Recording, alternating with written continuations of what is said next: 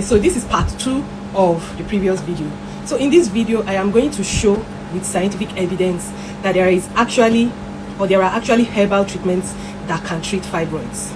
Now I'm going to take us back to the year 2007. In 2007, this study was published in which they gave Japanese quails, which are birds that are prone to growing fibroids in their reproductive system. They gave them a compound called ECGC, which is found in green tea. So they gave them this green tea extracts that was standardized to contain a particular amount of ECGC. And what they saw showed that the ECGC was able to prevent the growth of fibroids in the quails. Then in 2008, a study was done. This was an in vitro study, this particular study. So in this study, what they did was they cultured human fibroid cells in the laboratory and they incubated it with ECGC, which is the active compound found in green tea extract. And what they saw showed that the ECGC was killing off the fibroid cells. In 2009, this particular study was done in a group of women, actual human beings, and it was done to evaluate the effect of ECGC, that is ECGC from green tea extracts, indole 3 carbinol, and soy on fibroids. And they found that there was a very significant effect on the size of the fibroid, in the sense that it shrunk the fibroid sizes in the women that took these supplements. Now indole 3 carbinol is a plant chemical that is found in cruciferous vegetables like cabbage, and it is usually converted in the body to what is called diindolylmethane, which a lot of people use as a supplement for shrinking fibroids. And what it does is it actually blocks the pathway, the pathway through which the fibroid is fed through estrogen, because it allows the body to break down excess amounts of estrogen and eliminate it from the body. In 2010, a study was done.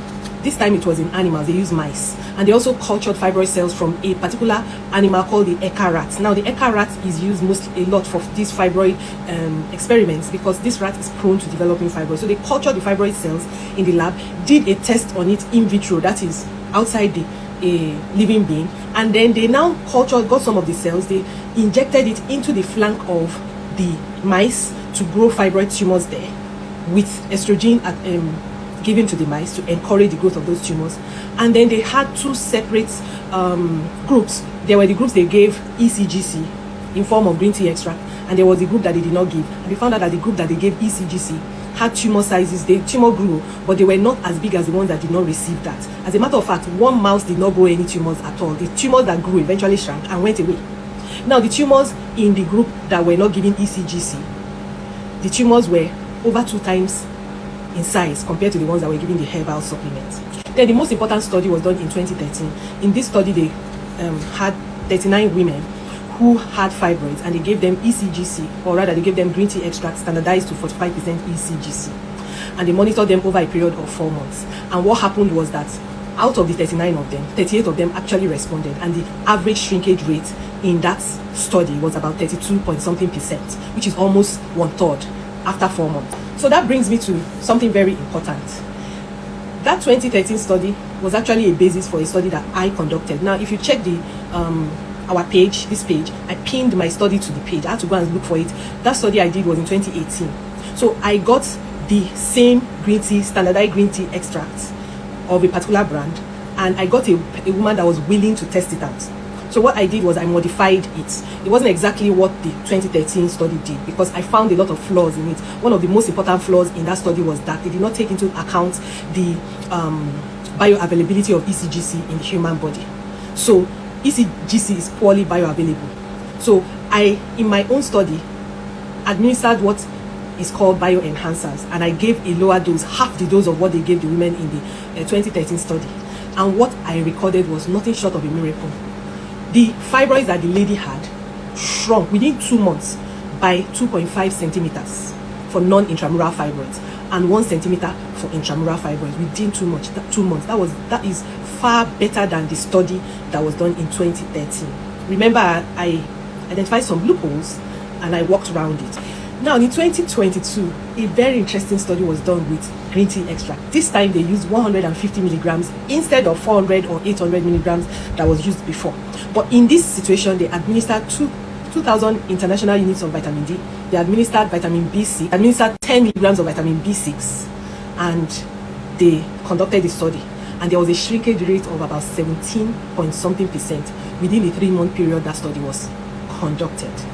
Now, this brings me to something very important, or something very interesting. I actually stumbled upon an extract that actually mimicked this 2022 study, and it is a Nigerian brand that got green tea extracts, combined it with vitamin D, vitamin B6, but they added a twist to it. They added inositol to it. I'm not going to say the brand. Anybody that wants to know it can message me, because I'm not promoting the brand, okay? And they are now claiming that their products can shrink fibroids, but it did that in the 2022 study. So the rationale is that it's supposed to be able to do that. Now, one thing you should know about fibroid treatments is that even with all these things that we're talking about, you notice that in those studies there were some women that did not respond. That's what I keep saying about fibroid treatments need to be personalized. It's not what works for one person that works for everybody. Okay. Now, this is scientific proof that you can actually use herbal treatment to treat fibroids. Now, this is just one plant. I kid you not.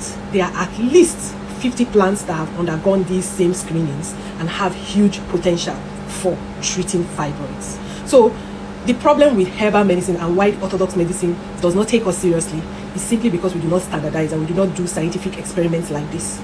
But there are scientific experiments and studies that have been published that shows that there is herbal treatment for fibroids.